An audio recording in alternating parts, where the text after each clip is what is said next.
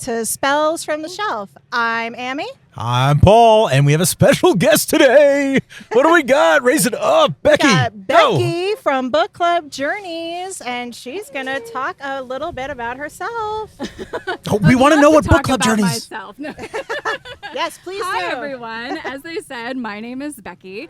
I have a program called Book Club Journeys where we do book-inspired travel. Yes. And it is so much fun, you guys. We do trips, either small group ones that I curate and you can join and make new book besties and maybe meet an author or two on the way.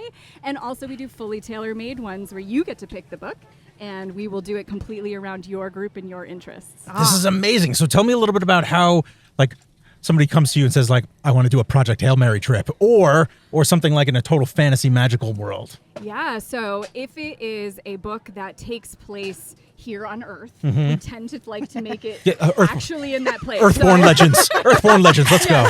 So if it's like Outlander, for example, which I've done an itinerary for, obviously we are nice. going to Scotland, right? Yeah. We can't do an Outlander trip without going to Scotland. However, I'm a big fantasy reader, like I know the both of you are. So if we're picking a fantasy book and it does not take place here, we're in a fictional world, I try to bring in the elements and the emotion of the place. So it's not necessarily like super literal, but we are going for that feeling, something that evokes the feeling of where you are in the books. And it may not be like the entire realm. It could be, but it might be something smaller. Like it might be like your main character's safe haven place or the pub that they frequent or something like that. And we're bringing in those sorts of elements paired with character-driven experiences that are based around food, scents, activities they might do. Like if you're an A Court of Thorns and Roses fan, we might do painting classes and archery lessons for Farah, things like that. That is so cool. So, you're getting all of that is be very experiential, very hands-on. I'm not super big. I'm not saying we'll never do one, but I'm not huge on like just doing every day as a classic walking tour. That's not really my vibe. I like it to be very hands-on, very immersive so that you feel as much like you're going to be stepping into the story as possible. We like your vibe. Yeah. and don't forget, for any doubters out there, like, don't forget, like, Lord of the Rings was this fantastical environment, and then they filmed it all in New Zealand, right? So think like this, if it is the fantasy fiction realm, you can totally turn it into this very customizable, curated trip that's just as magical. You're entering into that world. So well done. Absolutely. Very cool. Thank you. Thank you. And actually what we'll do for you guys is we'll take some pictures of some of the flyers that Becky has of 3 trips that she's done. She's got a little ACOTAR inspired one, a Book Lovers by Emily Henry for our rom-coms out there, and Outlander, of course, Scotland. Of course. Hello. I mean, if you've just watched the last season, like I'm sure you're a big Outlander fan. Yes, and we love a fully immersive moment. That is an overarching theme here at Spells from the Shelf. We love to be fully immersed. And today's episode, we're going to do 2 books so far. Each of us are going to give 2 books so far that we love. So I'm going to have Polly go first. So far for the year, what are your 2 favorites? Oh, let's go. Just real quick, I want to let everybody know we're podcasting live here today. So right from the Raleigh Ironworks, FrontPaigeMedia.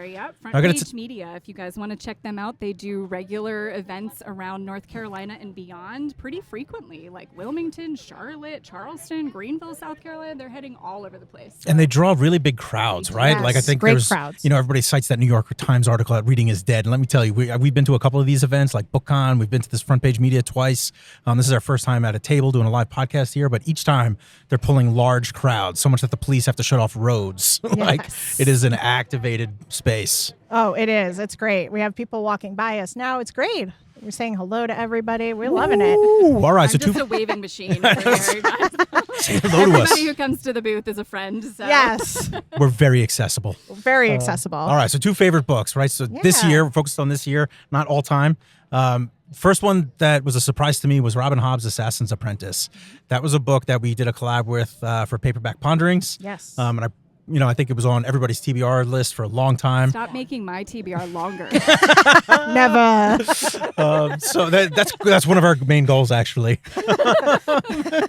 But it's a cool book for a couple reasons. One, it's, there's the Hobb tax, right? Like her main characters get beat up. I think one of the ways to keep readers engaged all the time is make your main character have trouble and conflict from this onset. Like just get them going. So like it's I call it the Hobbs and the Assassin's Apprentice, but that's generally a good rule of thumb. Frank Miller's comic book author does that too, but as well as many others. And then second off, I think one of my favorites was Project Hail Mary. That was something that everybody was kind of talking about, and I'm usually contrarian there, so I'm not like, oh, everybody's doing it, so I got to do it, But then my buddy Patrick read it, our sound tech guy. Whoop, whoop, whoop, to Patrick. And I really, the Alien was a lot of fun. I think, it's very current with all the administration trying to release information about aliens now. Yes. So there's like that crazy thing going on with the administration and like releasing documents paired up with this movie. And some people didn't like it because the science got a little dense. I think it can be somewhat distracting, but in general, I think he did a really good job of making it light enough and accessible for a reader that would be engaged in the science. But even if you're not engaged, like he covers it in a cursory way that I feel like he was like, oh, that's fascinating. I don't really care about science, but that's an interesting fact. Yeah, I agree. I'm not like, that deep into science, but yeah, it was a good book. Yeah. It was a solid read. It has an end. I like that. I need a standalone in my life on my TBR. Oh, for real, standalones. And like light paperback, right? That 350, 400 page length. I'm like, yes. Tell me all summer. Tell me about it. Absolutely. Oh, Who's up? Me. My two favorite for the year has to be, and they were both rereads. Daughter of No Worlds by Carissa Broadbent. I just did a reread on that. Yes, and we did it at the same time. I need to read the second and third books, though. So I know you've read the whole trilogy. So. Okay, were you two like texting while you were rereading? Yes. Totally do. Oh, yeah. It was such a good reread. I forgot how much I loved that world. I feel like it's not hyped up enough. It's not talked about enough. And don't get me wrong, I love the Crowns of Nyaxia series too, but there's just something about Daughter of No Worlds that feeling. It's just like that perfect blend of all the things that you're looking for. And the fact that it's a completed trilogy, hello, TBRs are long. Yeah, for those people that like only wait until all the series is out, this is one for you. Yes. And then, of course, my second pick, which was also another reread, was When the Moon Hatched by Sarah Parker. I so love that world. It's such a different feel from a lot of the other fantasy, but it has such an intricate world. It has a glossary, and I'm a sucker for a glossary. I really am. That was one of my turnoffs for the book, because I had to keep going back and like, tell me more. And then she had like a name for a phoenix. They should just call it a phoenix. I'm such a I sucker. really just rolled with it the whole time. I knew the glossary was there, but I think I just was like, nope, I'm good. Well, you had a great point about it earlier too, about it being a very lyrical book. It's very lyrical, very poetic. They said that in sync, ladies and gentlemen. We're not friends or anything. Harmony.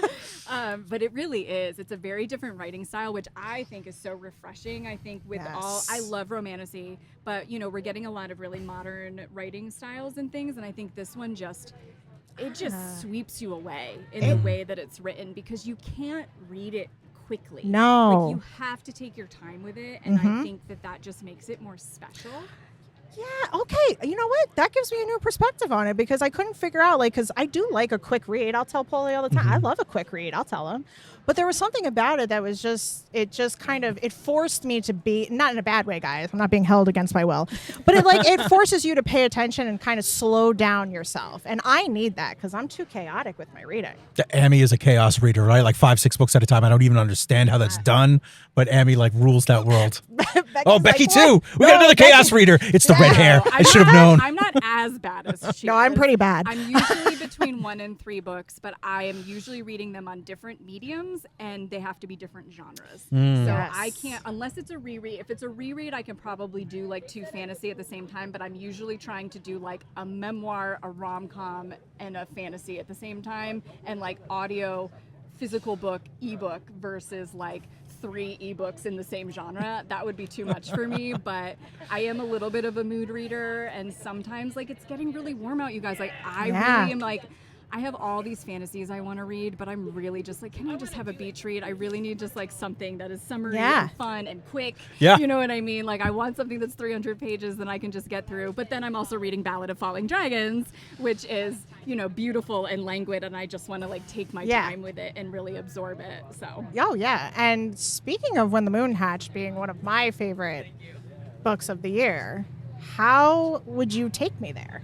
Oh my gosh. So you guys, I made some notes. Juicy. For you. I had to really give it a good think. And I went into this totally being like, I'm just going to do some really high level ideas. I don't have to get that deep into it. And then, of course, my brain went down a total rabbit hole. Oh, we love rabbit holes. So I actually had to pare down my notes a bit, so I apologize. But my thoughts are, these are initial thoughts. Now, just please remember, this is not a fully fledged itinerary. I haven't, we need you, audience, to come in I don't know how and many help curate. days it would be. Yeah. I don't know all the exact things. But my initial thought is maybe doing it in Australia. Sarah is from Australia, so I feel like it would give us maybe better odds of her coming on the book club journey. Oh, that would be if great. It's right in her backyard, so to speak. But I think Australia gives us a variety of like climate and terrain options that I think you kind of really need for when the moon hatched for this world with the that makes 3 different sense. realms and all of that. And then I wanted to kind of talk through some of the emotional settings. So you have like Ma's Retreat, which is sort of like the mountainside little cabin. So for that, it could be like a mountainside lodge with a fireside gathering, cozy dinner, a storyteller evening, maybe like with the author, if we can get her. And then you have like Con and Elowin's refuge that they have. So you could do like something that's a nature immersion with a picnic or quiet reading time, or even maybe like foraging or something like that. That'd be cool. And then of course I think we maybe need to get a castle or a fortress in there to represent Dom. I think that would be really important. And then for some events and activities, I think the Great Flirt, doing like an actual event for their big dragon mating season would be amazing. So fun.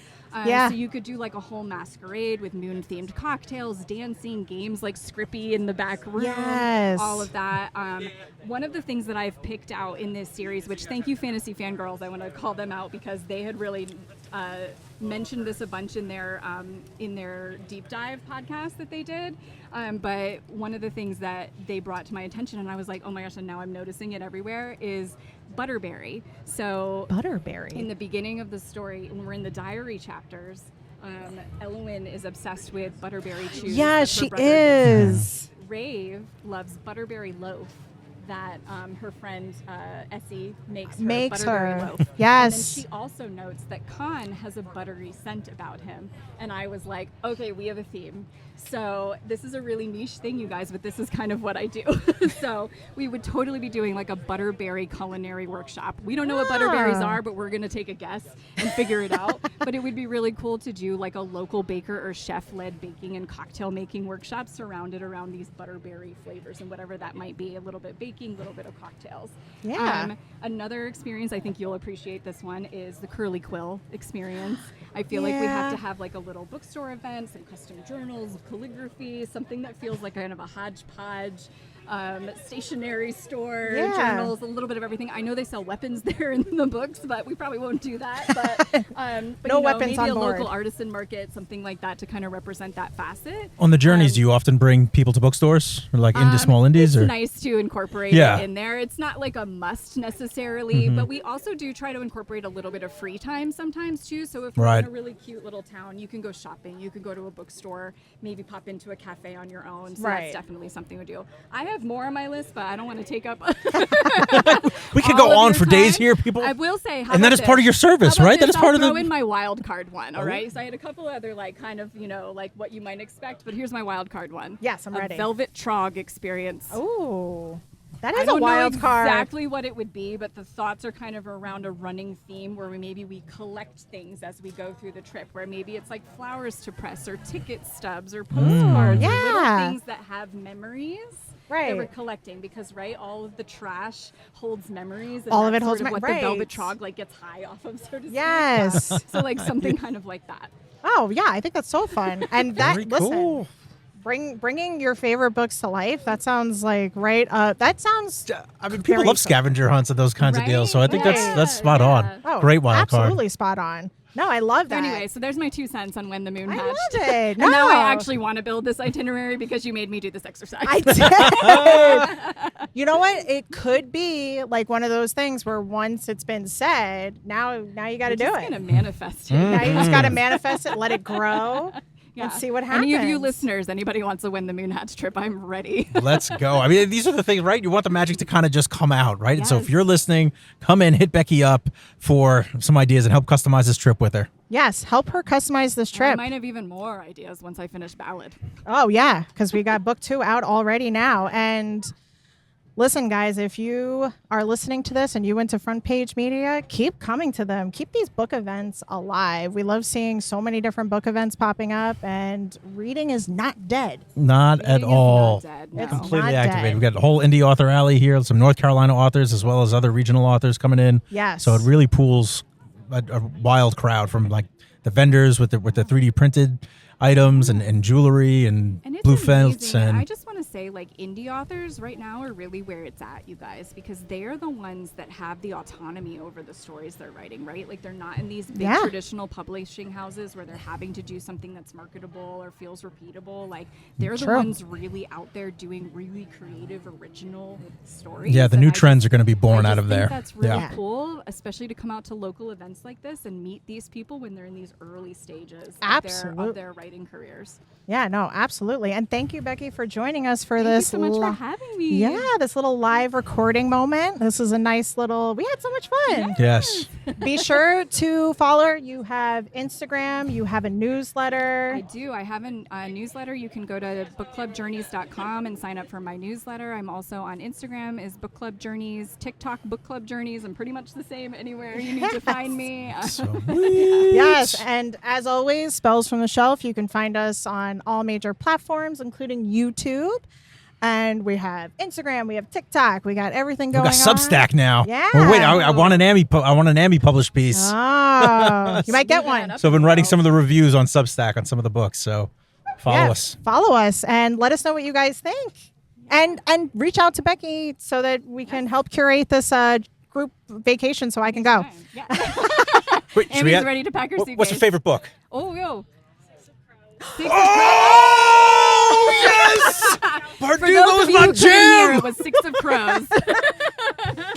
Oh, love it. That just made it. That actually just made this whole moment. That was You heard it here, folks. Random folks just walking by. All the readers all here. the readers. All right. And have so much fun. And until next time, Yeah. thanks.